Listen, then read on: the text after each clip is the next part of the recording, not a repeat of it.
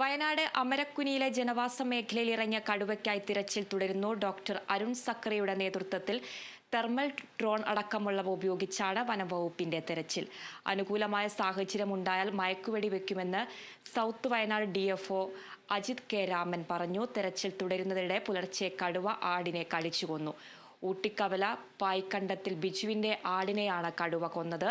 വീട്ടുകാർ ബഹളം വെച്ചതോടെ കടുവ ആടിനെ ഉപേക്ഷിച്ച് ഓടുകയായിരുന്നു. പ്രദേശത്ത് ഇതുവരെ 4 ആടുകളെയാണ് കടുവ കൊന്നത്.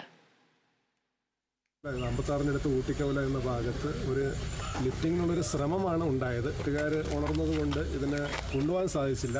അപ്പോൾ ഇതിനെ തന്നെ നമ്മൾ ഏറെയായിട്ട് ഇന്നലെ വൈൽഡ് ലൈഫിന് കൊണ്ടുവന്ന കൂട്ടിൽ, റിസർവ് കൂട്ടിൽ നമ്മൾ സ്ഥാപിച്ചിട്ടുണ്ട്.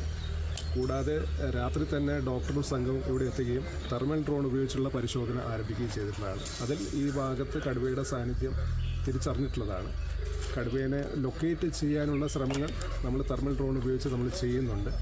അനുകൂലമായ സാഹചര്യം വരികയാണെങ്കിൽ തീർച്ചയായിട്ടും നമ്മൾ മയക്കുവെടി വെക്കാനുള്ള കാര്യങ്ങളുമായിട്ട് മുന്നോട്ട് പോകാം. നിലവിൽ 4 കൂടാണ്. ഈ പറയുന്നത് നമ്മൾ അപേക്ഷ എന്ന് പറയുന്നത് നമ്മൾ ഇന്ന് ഒരു അവധി ദിവസമാണ്. പരമാവധി ജനങ്ങൾ ഈ മേഖലയിലേക്ക് കടന്നു വരാനുള്ളൊരു സാധ്യതയുണ്ട്.